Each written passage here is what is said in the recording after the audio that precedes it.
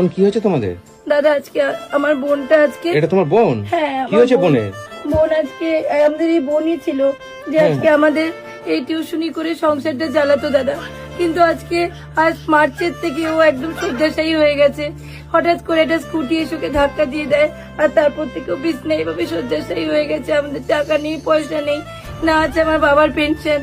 আজকে আমার এই দুটো বাচ্চা, আজকে আমরা একদম অসহায় হয়ে পড়েছি।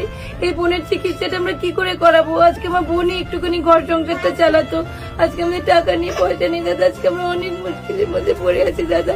এই দেখুন দুটো বাচ্চাকে দেখাশোনা করার মতন আমাদের আর্থিক অবস্থা নেই। বোন উঠতে পারে না?